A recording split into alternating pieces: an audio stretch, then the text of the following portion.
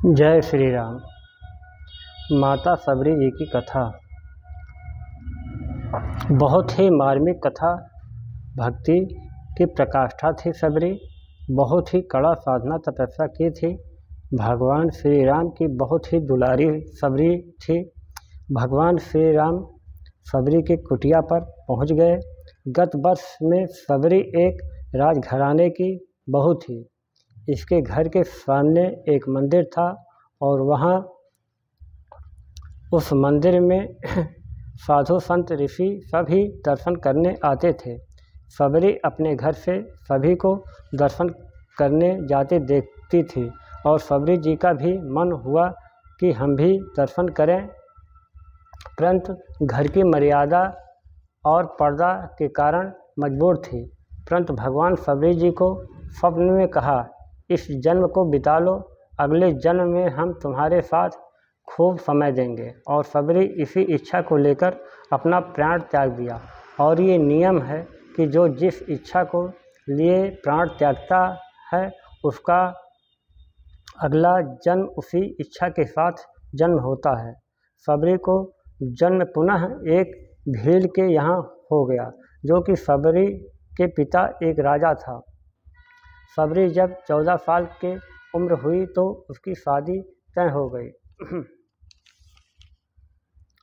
अब शादी की तैयारियां होने लगी। बहुत अधिक बकरी, पक्षी इत्यादि एक स्थान पर इकट्ठा करके बंद कर दिया गया और ये पक्षी जानवर सब आपस अपने भाषा में रो रहे थे और बहुत ही दुखी थे।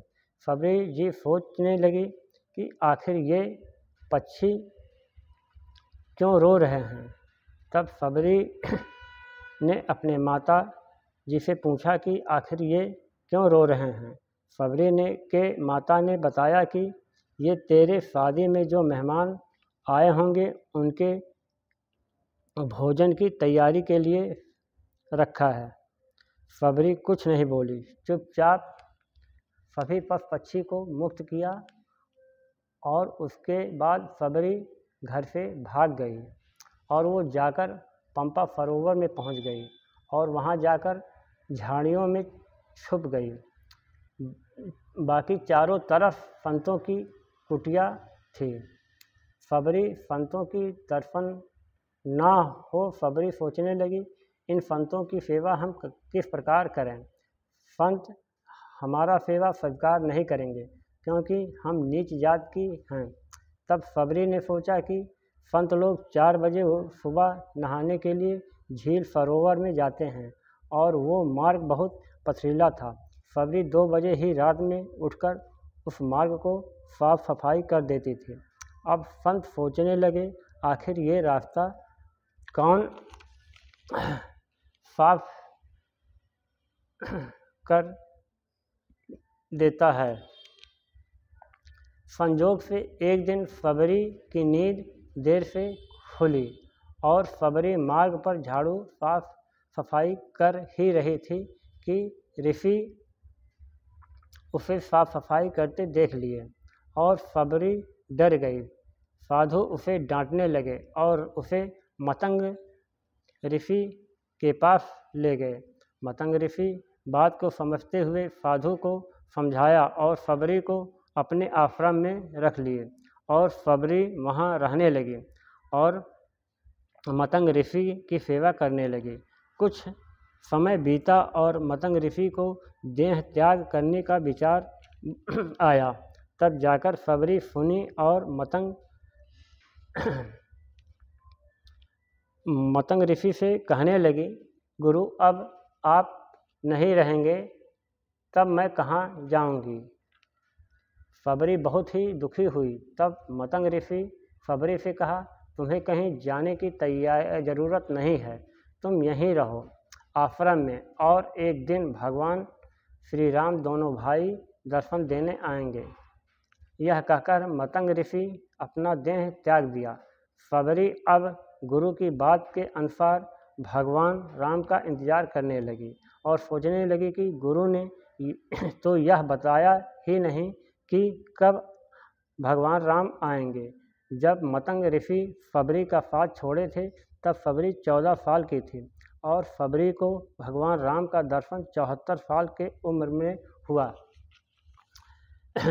जब फबरी इंतजार करते करते बूढ़ी हो गई थी, परंतु फबरी को अपने गुरु के वचन पर विश्वास था कि गुरु ने बात बताया है तो भगवान श्री राम का जरूर दर्शन होगा और राम आएंगे। इधर सीता जी को खोजते हुए भगवान श्री राम फबरी के आश्रम का पता पूछते हुए फबरी के आश्रम पर पहुंच गए। फबरी जब भगवान राम को देखी तो भगवान राम के प्रेम में अपना शुद्ध बुद्धि खो चुकी और फबरी को समझ में नहीं आ रहा था कि हम किस प्रकार भगवान की सेवा करें, और वो प्रेम में झूठा बैर खिलाने को दिया। चख के इसलिए दी थी कि कहीं बैर खट्टा तो नहीं है, और फबरी भगवान से कहने लगी कि हम तो नीच पढ़ी लिखी तो हूँ नहीं, किस प्रकार आपकी इज्जत करूँ। तब भगवान राम ने कहा, फबरी तुम पढ़ी लिखी नहीं हो तो मैं पढ़ा लिखा हूँ, आज मैं तुम्हारी स्तुति करूँगा। और फबरी को नवधा भक्त का ज्ञान दिया और फबरी को 9 प्रकार की भक्ति बताई और फबरी भगवान राम को सुग्रीव का पता बताया। और उसके बाद फबरी भगवान के धाम में चली गई। यहाँ पर हम फबरी का कथा समाप्त करते हैं। जय श्री राम, धन्यवाद। फिर अगले वीडियो में, यदि वीडियो अच्छी लगी तो लाइक सब्सक्राइब करना ना भूलें। धन्यवाद।